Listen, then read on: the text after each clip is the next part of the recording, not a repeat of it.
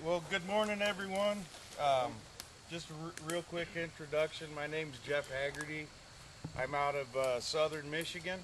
Um, I own J3 Outdoorz. We're the ones that created the HAGz bracket and all the HAGz products that are out there today. What we're going to do is we're going to go over setting some muskrat sets and how we're kind of using the system for muskrat setting. And we're going to go over essentially an entire season of weather, if you will, right? So early season when you got open water, to mid-season when you got ice, to late season when ice is coming off. And by doing that, I'll kind of explain how the system changes over the season, or how you can adapt it over the season, right, to make it more successful on your trap line, right? And that's really the whole goal, is just to be successful. And I tell people whenever I'm doing these demos, I don't care if you use our products or not. I try not to make this a sales pitch, but when I'm doing a muskrat demo, these are the products I use, so it's kind of hard to not use what I'm using, right? So we'll go over this. But if you're using somebody else's stuff, I don't care. It doesn't make any difference to me. I'm just hoping you can get something out of this that will aid in your muskrat line, right? So that's really the whole goal. So what I'm using is, on the end of my trap, I've got this bracket here. This is our HAGz bracket, right? And the way that it works is real simple. The end of your trap, it doesn't matter if it's a Duke, a Victor, a Bridger, it doesn't matter. And for the most part, it doesn't matter if you're using a long spring or a coil spring, as long as your trap has that trap tang that sticks off the end there, you should be able to use this style of system. So all we're doing is we're taking the end of the frame and we're sticking it in the slot to stabilize your trap, right? That was designed primarily to work on these 3/8 inch rods. And this will allow you to have vertical height adjustment throughout your water line for the appropriate depth of water, right?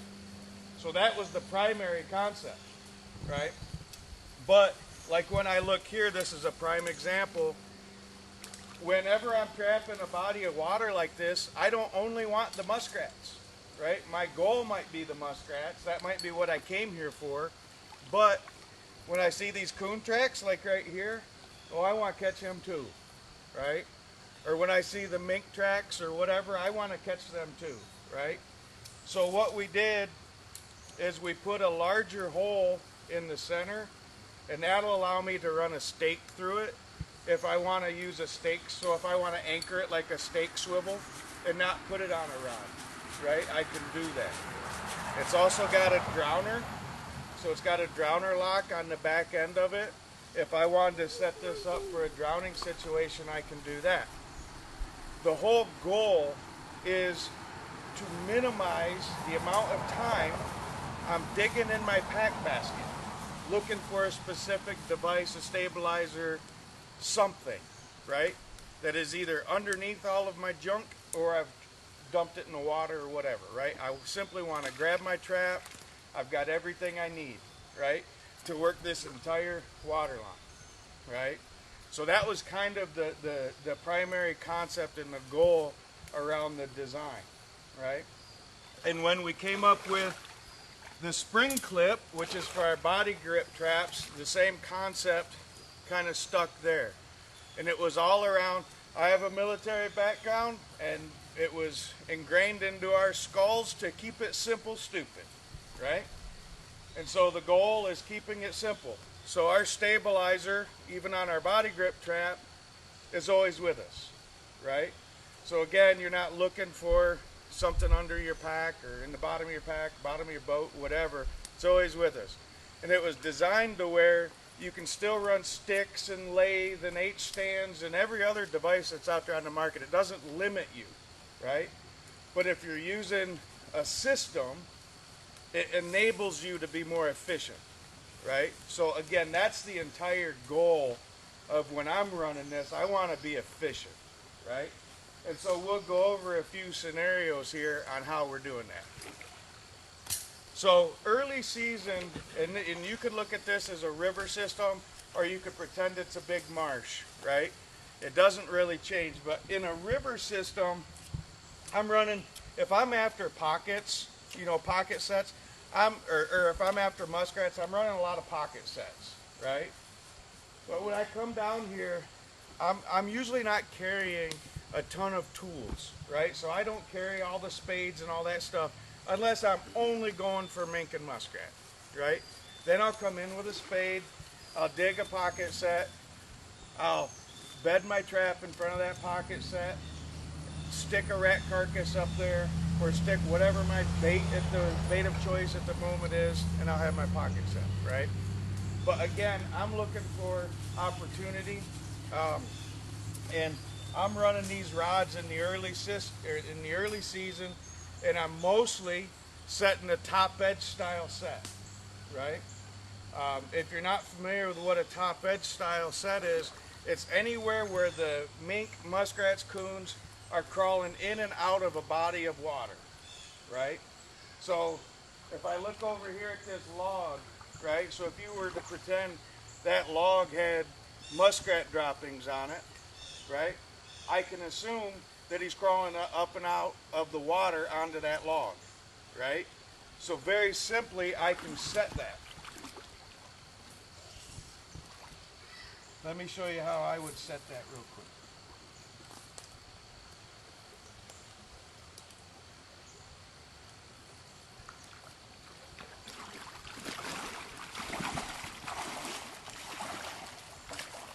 So a lot of times they'll use an object like this. They'll climb right up here, right?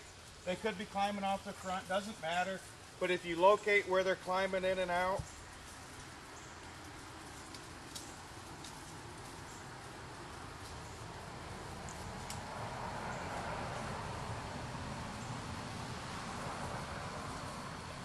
I've now set that where they're crawling in and out. That's a top edge set, right? To me, that's a top edge set. And so a super simple, super fast way of setting that. Again, the bracket was made to where you can simply wire it to an object. Now, notice that tipped off there just a little bit because I bumped the log.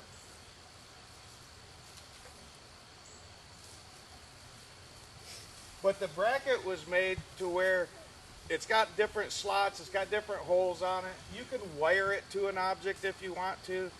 But if I can run a rod beside something, I'm going to do that. It's just faster, right? So again, just a super simple way of making that top edge set. To me, that's fast. Yeah, I could kick in a pocket, right? I could dig a pocket with extra tools. But for me, I'm not carrying that extra stuff. What I would do is I would kick in a pocket with my boot, right? So I'll kick in a pocket set and cover that situation. Now, where I'm trapping a lot of marshes, right? Cattail marshes, bogs, etc. And on the early season, the reason I'm trying to focus a little bit early season is because everybody got the notion when we came out with this that this was a baited set, right? And you can use it as a baited set, right?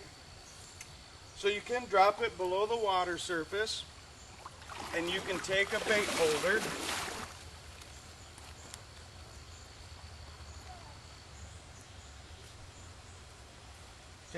holder,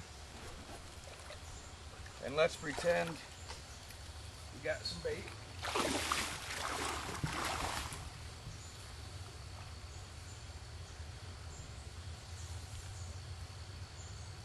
Right? You could pretend that what we have here is a baited set. And I would agree that this could be a baited set. But in the early season, they do not work well, right? They just don't. So what I'm using them for in the early season is these top edge locations, right? Where animals are crawling in and out of a body of water, where they're crawling off of rocks, where they're crawling off of logs, in and out of a ditch. like over here, right over here, if you had a muskrat slide, right, where maybe they're going up into the soybean field or the cornfield or whatever, and you got this muskrat slide, there's no way you're bedding something right here and all these roots and everything else. But that's where the slide is. So you don't go out here and put a baited set thinking it's going to be a beacon for everything that swims here, because it won't work, right? And I'll explain why that don't work. But when I can take this and I can run a rod right there beside that slide, and I can bed that trap right where that slide's coming off that surface, right? That's what I want to do, right? I'm putting the kill zone right where they're traveling, right? I'm not taking a chance and putting it out here. I'm putting it right here. But a lot of times you can't bed that trap right there, because this drops off. I mean, it's over my knee right there, right? You can't bed a trap right there unless you come in with tools and start excavating, right? But I can run that rod right beside there, and I can pick them up as they're coming on and off, right? So make sense? So that's early season. The reason I say the rods don't work, or I should say the baited set don't work in the early season, is it's all theoretical, right? So take it with a grain of salt. But I've got trail cameras that have been out for an entire summer and an entire fall. I think it was 2 years ago I did this. In our pond. We've got a pond. I dug it strictly to get muskrat habitat, right?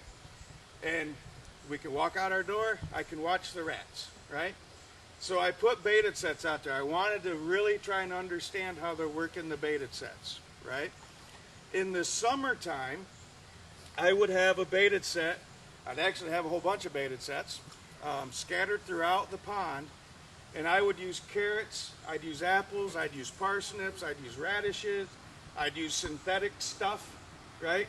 So the old floaty tubes that kids would use in the pools, you could take those and slice them up. You got fluorescent greens and oranges and all that stuff. They will work, but not in the summertime, right? So what I found is I would stick those baited sets all over the place. And in the summertime and in the early fall time, I would get pictures of muskrats or videos of muskrats swimming right by the baited set, right? They'd swim right by it. They wouldn't give it two looks, right?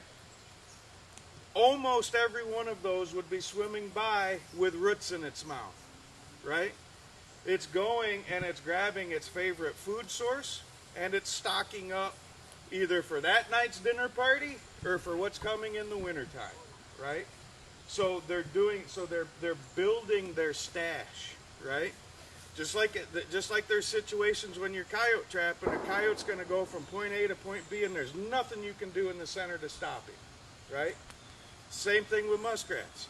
Yes, they're only muskrats, but they will humble you, right? So what I found was that I found that they would be traveling by with a food source in their mouth that they have been conditioned is their favorite food, right? They're not going to stop and feed on something that's presented to them, right? When they've got all kinds of prime roots and everything else that are out there. So that was one thing that I found. The other thing, and this was just kind of proving my theory a little bit, was on a baited set, it doesn't matter if it's early season or if it's late season. And when I say late season, ice off or spring or whatever, doesn't matter. When you're setting a baited set, you cannot set it out in the center of this travel way. I've done it. I've sat up in this tree, not this exact one, but I've sat up in a tree along the river and I've watched the muskrats swim by, right? And so I'd put my baited sets right in the middle of the river because that's where they were swimming, right?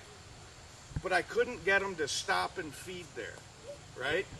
The theory is he's already in motion, right? That rat's already in motion. He's already engaged on going A to B, right? But he's not stopping to expose himself outside of that water, sit there when there's hawks, owls, coyotes, everything else that are wanting to feed on, right?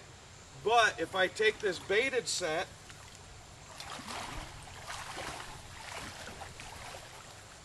and I move it under some structure, right?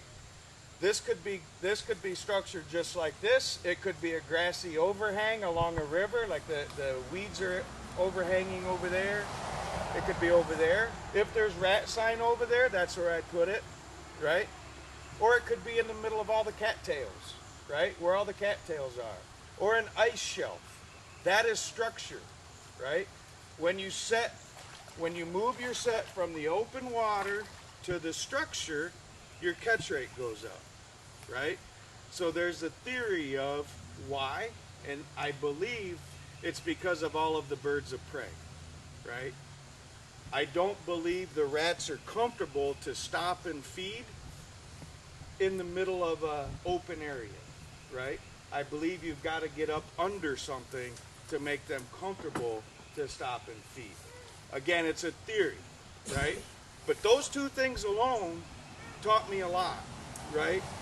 And they really make your percentages, especially on a baited set, go up. So, early season, I don't use much baited set. In fact, what I use is quite simple. I'm trying to see if I can mimic it here. We'll use my pack as an example. So if we pretend my pack is a hut, right? So if my pack is a hut, I'm going to approach, and I love hut trapping. It's my favorite style of setting, bar none, right?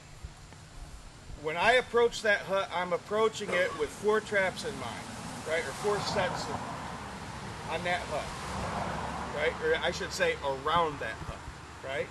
So the very first one is simple. So again, I'm going to take this out of the way because I'm not using bait. Every muskrat hut has at least one area that they're pushing onto and off of that hut, right? I mean, that's a beacon. So I will place a trap right there. I'll place my rod out in the water. That's set number 1. I'll put that trap right in that run where they're pushing on and off, right? If it's soft right there, or if it's too deep right there, I will then take and I'll run the trap on the rod right where they're pushing on and off, just like what we did over there, right? So we'll do the exact same thing, but we'll use it more or less a top edge set, right? Right where they're coming on and off that hut. So that's set number 1, right? And one thing I want to point out, you'll get these swimmers, right? So you'll see I have a long chain. I have a long chain because it gives me a lot of opportunity when I'm mink trapping, especially around bridge abutments. I can work my stake in a lot larger area, right, to get it through that riprap or whatever without having to move my trap, right, just to get it anchored. So that helps, but it also adds weight when I'm rat trapping, right? I also use a Bridger 1.5 special because it's heavier. It's a heavier trap than the Duke trap or the Victor trap. So I like the heavier weight. I think it's more humane. I think it drowns them quicker. And also the Bridger has a little bit longer levers. So if you're setting a whole bunch of traps, it's just a little bit more comfortable on the hands. So that's why I use Bridger 1.5. But you'll get these swimmers out there, right? If they don't go down right away. And the bracket will also act as a vertical drowner. So as he's out there swimming, it's pulling him to the bottom, right? The way that it works is as soon as this bracket goes 90 degrees to the rod, it's free floating, right? As soon as it drops from 90 degrees, it locks up. So again, a vertical drowner to take the rat, the mink, the coon, whatever down if you catch one out there. So anyways, we got set 1 in place. Set number 2 is also on that hut. So we know we've got at least 1 spot where they're climbing on and off that hut. If they've got 2, then I'm going to set 2 traps, right? But the second trap to me is, let's say on the back side of the hut, right? On the back side of the hut, or the side that they're not pushing up on, is generally a lot flatter. It's generally deep water. And you generally have no option there, right? But what I'll do is I'll take a rod, of course there's roots there, I'll take a rod, I'll lower the trap right up against the side of that hut, okay? And then I'm gonna take muck from the bottom, okay? If I can, if you're out in a boat, grab a bucket of this and put it in your boat, right? On the back side of that hut, I'm going to slap that muck up against that hut, right? You can smear it if you want to, but just having that muck there on that back side is dynamite, right? That's almost a better set than where they're pushing on and off, right? So that's set 2. And you can do that anywhere out here, right? You can create a run or a slide or a slap and go set, whatever you want to call them. You can create all those in these areas, right? You don't have to find the exact slide that they created, but it's important, just like when you're coyote trapping, to be on location. If there's no rats in here chewing and working it, already your catch percentage is low, right? So find the sign. You can make those synthetic spots, right? So that's set number 2. Set number 3, trying to find a still spot if I can make it. All right, so you can see here. So let's pretend this is muskrat chewings, right? Can you all see this little grassy area right here? Or maybe I can go out here a little deeper, you can see it. Can you see this right here? Looks like muskrat chewings. Let's pretend this is muskrat chewing. Or what we'll call this is a soft feed bed, right? These are dynamite spots. These are dinner tables, right? So this is where the rats are coming. They're comfortable here for whatever reason. They're comfortable here. They're feeding here, right? You got 2 traps on the hut already. We're finding these spots. This is the 3rd trap, right? The 3rd trap goes on that soft feed bed. And that's what happens, right? It floats out of picture. Generally it's sitting there, but by the time you get back to your truck and you look back, then it's out of sight, and so now you got to trudge back out there again. But this is a dynamite spot, right? So what we're doing on this one is we're doing the same thing we've done on these other top edge sets.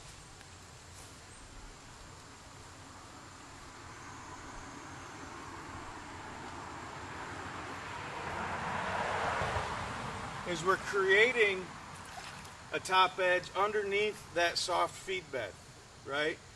So that trap's always, we know that trap's going to be there until that rat comes. It's not going to sink out of sight, right?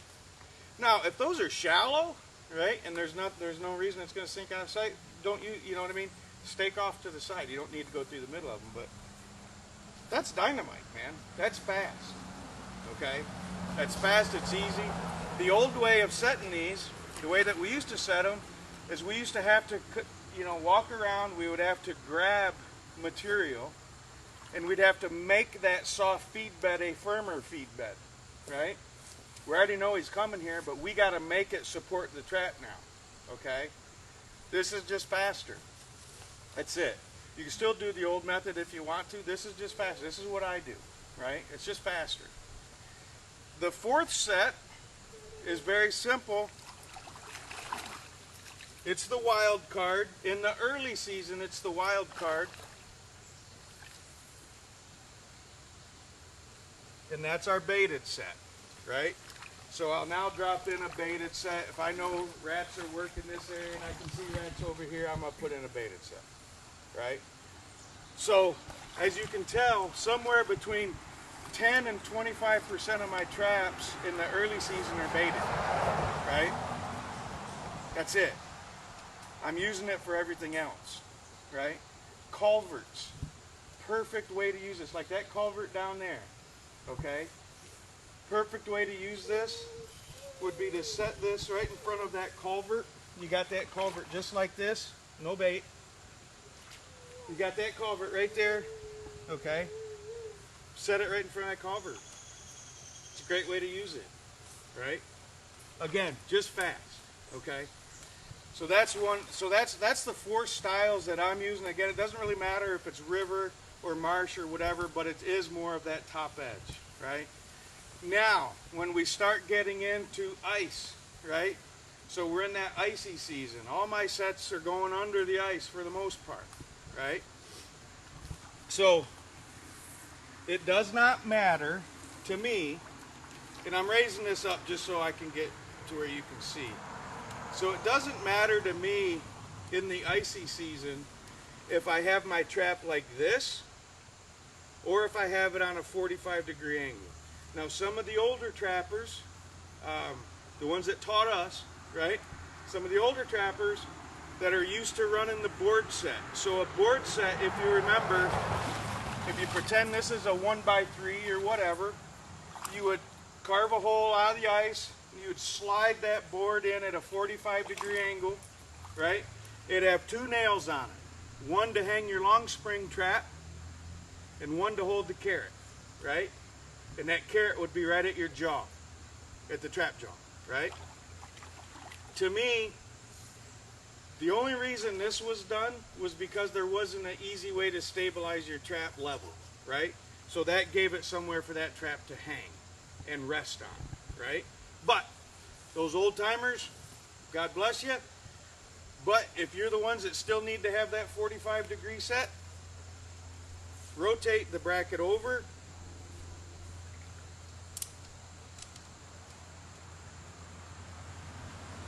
Now you have your 45-degree set if you would like to do it like that, right? You still can. Take your bait, drop it right on the jaw of the trap or right near the jaw, and you've created that same set. Now, the question is where do you set your under ice sets, right? So we know that during the open water, rats will get out there and swim all around, right? Runs will go everywhere. But during the ice, they're going from point A to point B. They've only got so much breath, right? So they're going from where they're lodging, where they're staying at, their bank dens, their huts, whatever it may be, they're going from there to their food source and back, right? That's generally what they're doing. So when you open up that ice, when you spend that time opening the ice, you want to make sure that you're on location, right? And in my opinion, under ice trapping is one of the hardest forms of trapping to do, but it's probably the most rewarding. I love doing it in February when rats are just beautiful, right? But I'll come up to a hut, I'll tonk around with my spud or my axe or whatever it is, and I'm hoping to find that weak hollow spot, right? That dunk, right?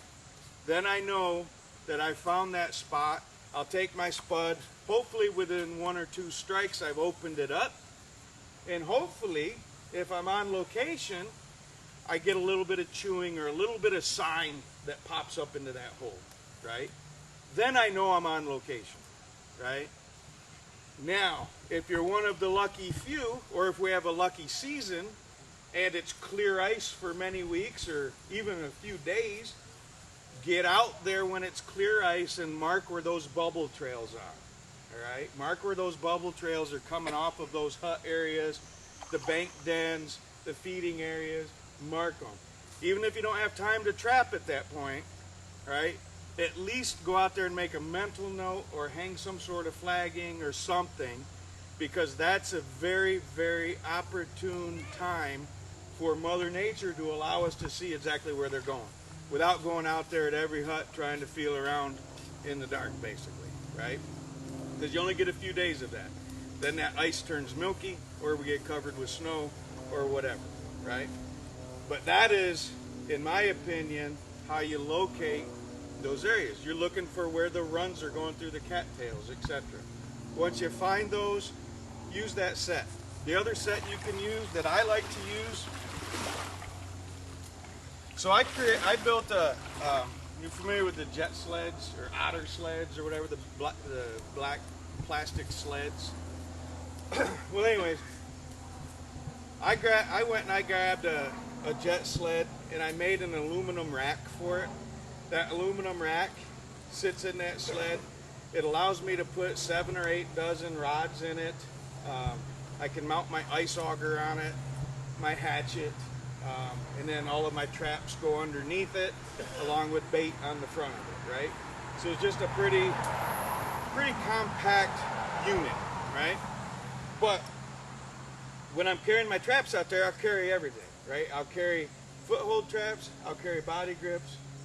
I just like trapping under the ice. Something about a foothold trap and a catch, I really enjoy. Body grip traps, I enjoy them too, but something about the foothold really gets me excited. Now, so we're trapping under the ice. You know, you can simply run a body grip under the ice if you want. Oop, let me flip this.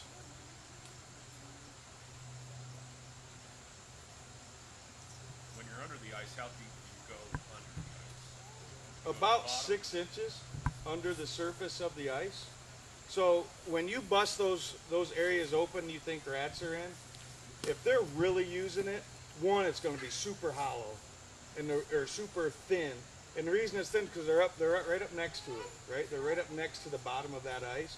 But you can also sometimes feel a concave. If you ran your hand across the bottom of that ice, you'd feel like a run, but under the bottom of the ice, right? Sometimes.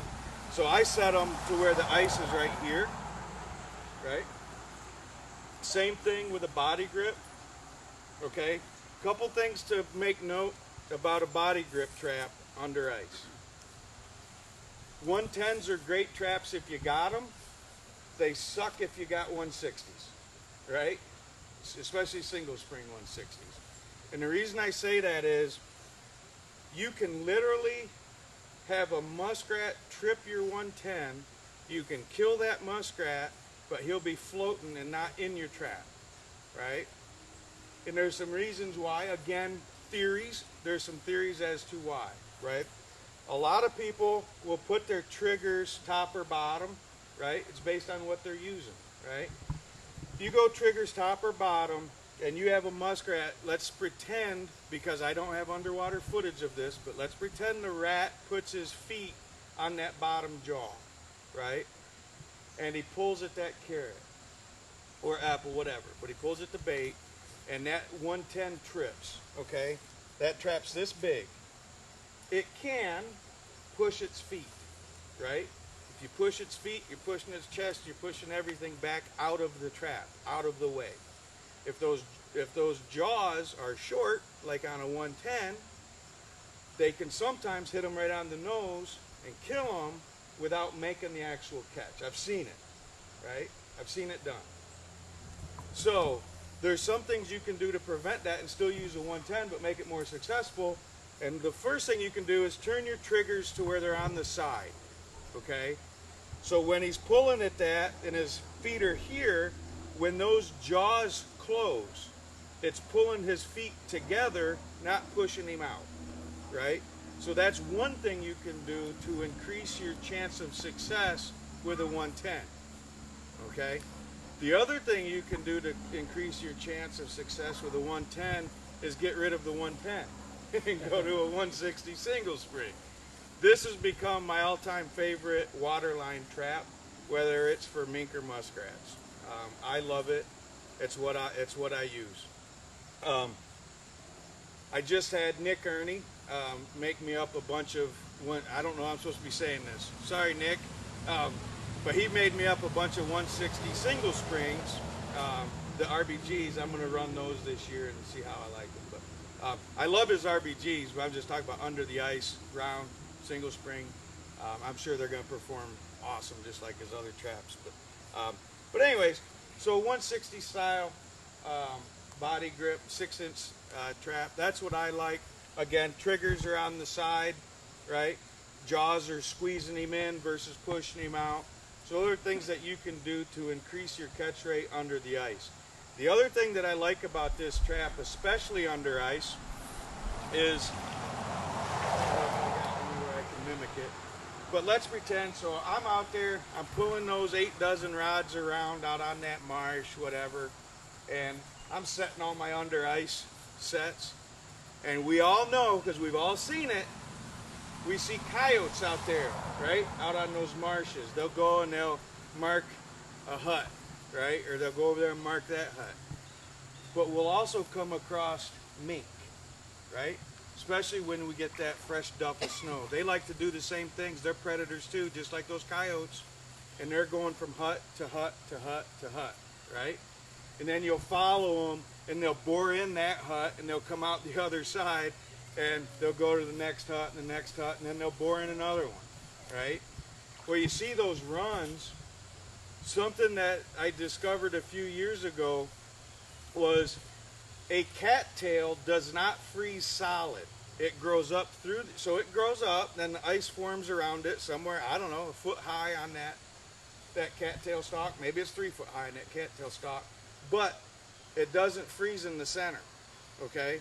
You can literally take a cattail, you can spread the reeds apart and get to the center of that cattail, and you can run a rod right through the center of it, right? So if this is iced up, I can run right through the center of that cattail. I can touch the bottom of the lake, right? I don't need to, especially if there's 12 inches of ice or whatever, but I can, right? I can get all the way down to the bottom of that lake if I want to. Where that is super cool is on those mink runs, right? So I'm out there, I'm setting these huts, and I see mink runs. So for me, a mink set or a mink trap is any trap that I can kind of, well, the old adage is you can squeeze a mink, but you can't make him duck, right? And what we believe they mean by that is if you look at my trigger, and I've done all sorts of different trigger combinations over the years, a Y, a V, M, an L, you know, whatever. But a mink will squeeze through that, right? So if I put that mink's eyeballs right here, he's going to squeeze right through that, right?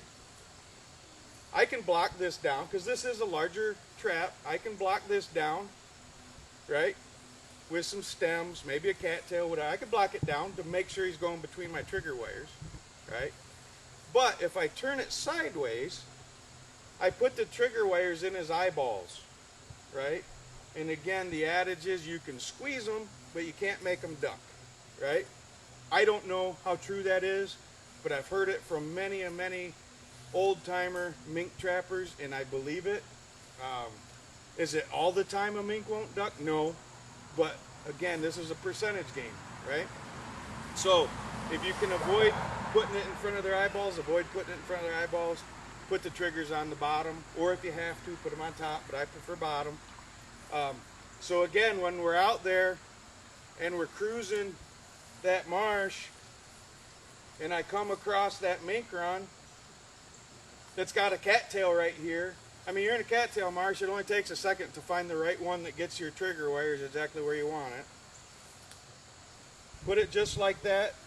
The surface they're walking on, right? So if they've compacted the snow down or if it's bare ice, whatever, 3 to 4 inches maybe, right? Think about their eyes, right? So think about where their eyeballs are, right? Get that largest opening in front of their eyeballs so they'll continue to travel on their travel way, right? And if you have to, pinch them, right? Block them in so they go through those trigger wires, right? Freaking awesome, man. That is so cool. Carry these traps with you out on the ice. You can pick up that extra fur. It's super simple, right? The other thing we didn't really talk about in the open season is how we're covering, so we covered the top edge, right? But we didn't necessarily cover the bottom edge. So when we're coming along these, so let's pretend where this log is, let's pretend it's a bump out, right? And it is technically a bump out with that log. But it could be the shore bumping out or whatever it is, right? What I'm going to do is I'm going to feel along here, and if it's got a hard bottom, I can assume that rats and mink are working that bottom, right? If I look at the bottom and let's say it's all black, but right here it's sandy gold, right? Set that, right? That's bonus, right? Set that. And how we set that real quick and easy is I'm going to start by looking at where the edge of my trap is on that bump out. if I can't see because it's so mucky down there, I'll put my boot kind of where I want it and line myself up, right? But what I'll do that make these really awesome is I'll find where the rod needs to go, and I'll bend it back just like this, right? I'll start this rod on an angle, and then once I start getting it moving in, I'll straighten it up, okay? So the rod or the trap will clear any surface object.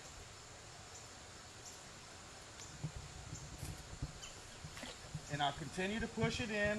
I'll lower my trap to where I want it, and then when I let off of the rod, you see how it moved forward?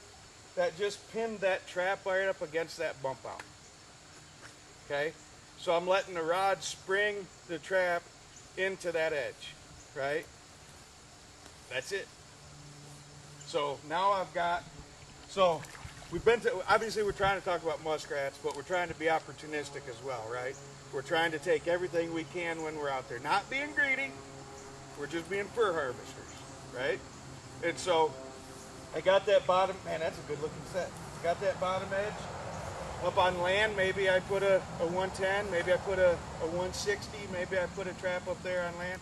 When you're trapping mink, you want to cover from the very bottom to the very highest object and everywhere in between. He's gonna that buck mink might take him 10 days, right, to come back through. So you don't want to miss an opportunity. You're already here, set a couple extra traps and be gone, right? But now you've got your bottom edge, you've got your crawl outs, right? You've got maybe soft feed beds. You've got a plethora of things covered. You've carpet bombed this area, which is what we like to do, right? If you come in here with one pocket set or two pocket sets, you are going to catch animals, period, if you construct them properly. But will you catch all the mink? Will you catch all the rats? Will you catch all the coons? I don't know, right? But if we can cover all these scenarios, we've got an opportunity to do so, right? The other thing is when we're talking about muskrat trapping, we're now needing to focus a little bit on the later season. I believe down here you guys' season ends in January 31st, if I'm not mistaken. But whether it's late January, you may not have ice down here. We're generally going to where we're at, so it's usually very late February or early March that the ice is out up there. And we're not much further north, so it may be the same down here. But when we start getting that ice out, now we start talking about different things, such as baited sets, right? So if I'm focusing on those huts that we were talking about earlier, every single one of those 4 sets gets bait. Doesn't matter if it's on the crawl out, doesn't matter if it's on the back of the hut, I'm going to slap it with mud, I'm also going to put bait there. I'm going to put bait on the soft feed beds, I'm going to put bait everywhere, right? They've just been cooped up, just like we all have with COVID, right? First time you could go out to a restaurant, it was fun, right? Or go to a trapping convention, it was fun, right? Man, they've been cooped up, so they're out. They see that fresh root, whether it's a carrot, a parsnip, whatever it is, that bright object, they're coming to it. I got video footage to prove it, that you get ice out, it changes night and day from what our footage was in the spring, in the summer to fall time, right? Night and day difference. It's just totally different. So we've had people that says, I bought your product, I can't catch a muskrat. Well, what are you doing, right? Well, I'm trying these baited sets. Well, how are you setting them? They're out in the center, right? Or it's opening day and they're using nothing but baited sets, right? So you have to approach them just like you do any other animal that you're trapping. It changes over the course of the season. Their habits change, what they're interested in changes, it all changes, right? But if you got an opportunity for some marsh trapping on huts, that's awesome. Carpet bomb those huts. If you're out trapping, these riverways or creeks or whatever, man, you can go after everything. I love trapping muskrats on the huts, but I love trapping creeks and rivers because they're just a plethora of everything, right? And you can have a lot of fun, right? Making these different style of sets. So, any questions regarding any of that? No? That's a great question. We carry them. However, today we're out of stock. They're supposed to be in on Monday. So we sold out last weekend at the Indiana show. But our new inventory should be here on Monday. And we carry the 6-foot rods. If you're trapping nothing but creeks and rivers and stuff like that, you know, this sort of bodies of water, a 4-foot rod is fine, right? Generally. And you can find those at a lot of your Tractor Supply stores. The one thing that I recommend, the ones we carry have a sun guard coating on, right? And I know at one time Tractor Supply used to carry those. So if you find the 3/8 rods at a box store, I recommend the ones with sun guard on them. They have a 10-year warranty from the manufacturer against splinters or anything like that. So if you got kids and whatnot, don't hand them, you know, the old school fiberglass, you know, bare fiberglass rod from a horse pasture, you know what I mean? And their hands are all, look like they just stuck onto a pricker, you know. But the ones with the sun guard are awesome. In fact, some of these that are painted are probably 10 to 12 years old, and I don't get any slivers on them at all. So, one other cool set we can cover, I think we've got an extra minute, maybe. Yes, sir. On the using the conibear On the rod? What keeps that from, say, a mink going through it or a rat pivoting So technically, on the pole side?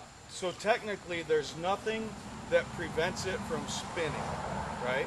So if you look at this bottom right here that I'm in, it bites on there really good, right? And generally, when you're in mink and muskrat waters, you're in slow water, right? But if you're in fast-moving water, I mean, this is a large hunk of metal that's hanging out here. Yeah, I was just wondering Right? if they hit the edge of it, it would just It could. If you're not centered in that run, you could potentially have something bump it off. But if you look at you come down and feel it. If you look at that, that would take a heck of a bump. It still hasn't spun. It's wobbling, but if I put it down lower. I figured it had some tension on it. Yeah, there's definitely, if you get that centered in a run, you don't have any issues. If you're pinning it up against the side, you don't have any issues. Right. But let's say you did. Let's say, because not every area is pristine, right? Yeah. But if you had to, you know, Yeah, that's what I was thinking. you could run a stick across the corner of the jaws, whatever, if you needed to. Okay. It's very rare that there's a couple spots I trap, they've got like a real loose gravel, so they don't bite the rod real good, and then it's got some current. Right. So those areas I do, just so it doesn't spin them, but generally speaking, you don't have to worry about it. Good deal. Yeah. Thank you. You're welcome.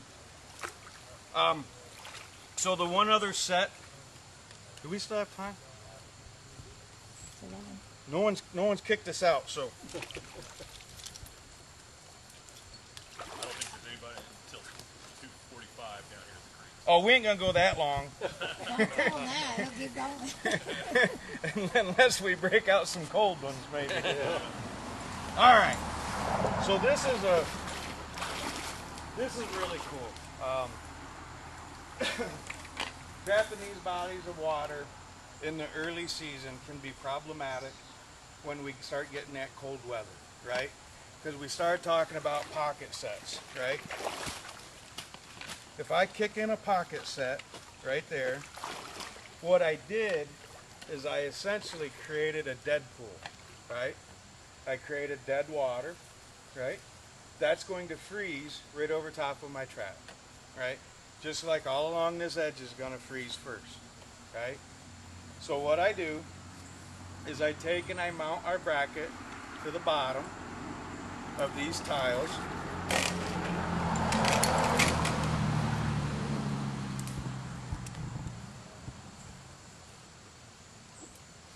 I take and I mount the bracket to the bottom of the tile,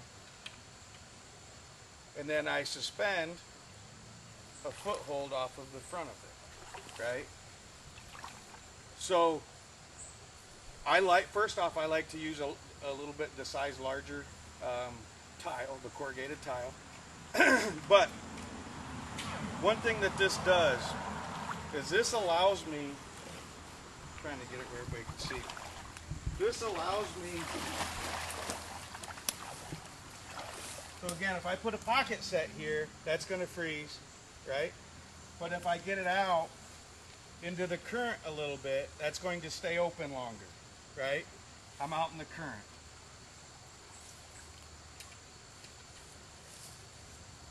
Okay?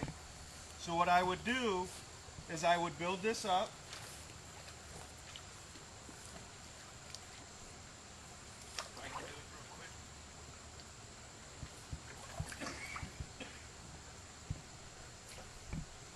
Okay, and then I would stake the back right here. So now I got a foothold out in front of this tube, right? I've kept that body, I've kept this set open longer, right? And you'll get to where you can construct them a little bit faster and better, but what that did for me is allowed me to get an extra couple weeks on this body of water with an open water condition, right? Before everything starts icing up, especially along the edge, right? And what I'll do on these is I'll take and I'll put muskrat carcass in them. And what I won't do is I won't take it and back it right up against the edge, right? I'll leave a little bit of a gap there because I want airflow, right? I want airflow through that. Again, just trying to enhance the curiosity of a mink, right? When I do this, the thing is I don't need the mink to enter the tube. I only need him to come up and be curious, right? If he's curious, we get him. He doesn't need to fully commit. So there's different ways you could do it. I cut a lot of them on a 45 right here, which moves the bracket about here, but it puts the pan of the trap flush with the tube itself. I do that a lot. I'll also put, a lot of times because I'm using stakes to anchor these, the rods, I'll put a body grip right on top, right? So now you can get one that just wants to run the top, but he doesn't want to go in the front or get in the water or whatever, right? So just a fun set is what that is in my opinion. But we use those. Those are pretty cool. How do you normally stake the trap when it's hanging out? I stake the trap out in the water. That's why you use the longer chain, I guess. There'd be another reason for it, yeah, but I could just use a rod. I could stick a rod out there, you know what I mean? And just have the bracket on that rod, or whatever you're staking. What's that? Are you just using wire for that, right? This is just wired, but I've made them out of PVC before, where I've drilled holes and used small bolts and bolted the bracket to them. All kinds of different ways you could do it. But it's just, the whole concept is, what I like to tell people is we invented a slot, right? Which is super stupid, okay? We invented a slot, right? We patented a slot. We patented the method of stabilizing the end of your trap from that trap tang in a slot. That's what we patented, right? Again, it's a slot. I tell people anywhere you can get this bracket mounted, as long as you get the slot horizontal, you can stabilize your trap there. So whether you're hanging it off something, we got people that weld them to culverts. I mean, on their own their own big ranches and stuff. I mean, just you name it. If you can get that slot horizontal and secured to something, you can stabilize a trap there, right? So it just changes, essentially, when you're approaching a water line, it really starts messing with your head, right? It really does. I used to lay awake at night going, man, where all can I set this thing? You know what I mean? Or you come into a body of water, and like down there where that wall is, essentially, I can envision mink coming right down that little side right there. Well, that could be, I don't know, looks like it's probably pretty deep, maybe 10 inches or more right there. I'm going to stick a rod, right? If I don't have rods, I can wire this right to a stick and stand the stick there. If I don't want to build stuff up, right? Sometimes it's more efficient to build stuff up. There's no arguing that. But, so it just gives you options, right? And you really start thinking about setting where the animal is versus where you can set, right? Because there's always a lot, you know, back in the day, it used to be, well, I can't get a set there because it's too deep and I'm not going to waste, you know, half the day trying to build something up and just have it float away or whatever. So, but now you can. You go where those animals are going, right? And you can suspend the trap there. It was really tricky. We got sneaky with it. So. One other thing. Coons Yes, sir. in that meat trap. Yes, sir. What's the In this strength? here?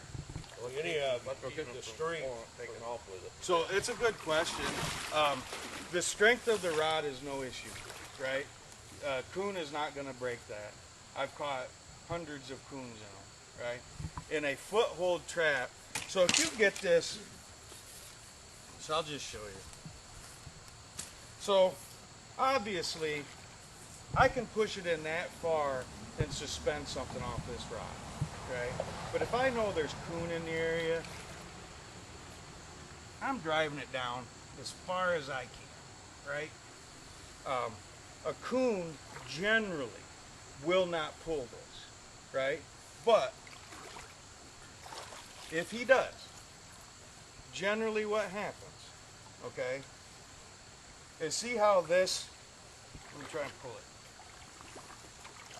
So this ends up acting as a drag, right?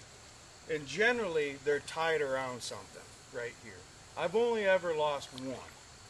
And I think it was because of my own stupidity. And what I did is I couldn't get in the bottom it was one of those loose gravel areas, but then it was like rocky underneath it. I just had to have my trap there, right? And I couldn't get it in but maybe a couple inches, right? Well, with my bracket down there, and then I had an animal, right? It worked it down, potentially pulled my trap. I didn't have much leeway here before this, potentially overnight. You know, I'm just kind of picturing an animal, working it to the end, to the end, to the end, to the end, and then finally popped off. That's my guess. But if I know that I'm going to be catching a coon, I'll anchor for a coon, or I'll use a piece of tie wire or something, right? But generally when I'm in coon country, I'll stake.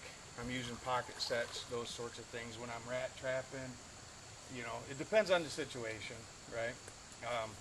And then, well, last year is a prime example. I was with Brian Flowers. We were filming for Fur Life TV. We're out in the middle of this big marsh, probably somewhere between a half a mile and 3/4 of a mile out into this. It was a bog, is what it was. Just a floating bog out in the middle of this marsh, and I caught a coon out in the middle of this area. Right? I have no idea why that coon swam all the way out there, but he did, and he was tied up in the cattails with a drag, basically.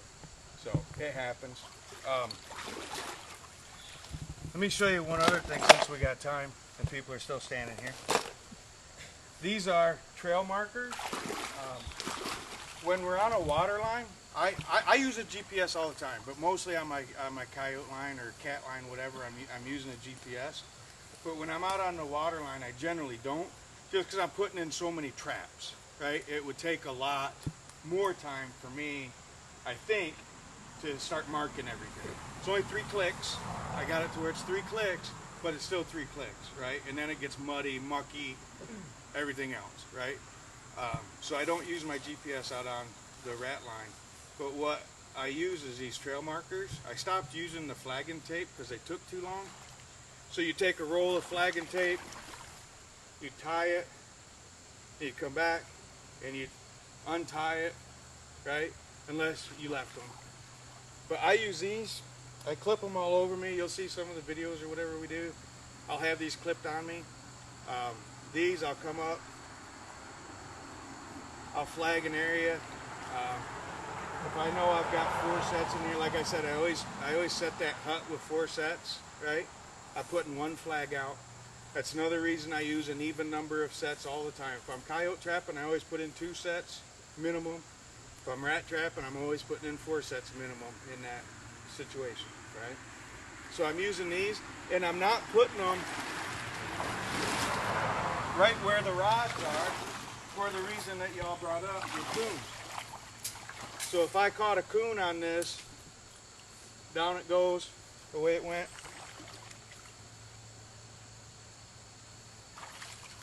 You can also flag the rod itself, right? And if you do, and he takes the rod, I could potentially, like if you're getting a couple hundred traps out on a marsh, and this disappears, you're potentially going to forget about those 4 sets, or the 3 that are left anyways, right? Potentially. So I like to flag the area. Or if you got theft, you can flag away from the area. If you're on a public body of water or whatever, you can flag away from it. Just to remind you, but these are very fast, very quick. They're called trail markers, is all they are. I like the longer ones, they're reflective, but they are beacon to your set. So, anyways. All right, any other questions? No? We're good? Did you have something, sir, that you want to? Okay, with the coon. All right, well, thank you all very much. Appreciate your time. Yep. Thank you. Thank you.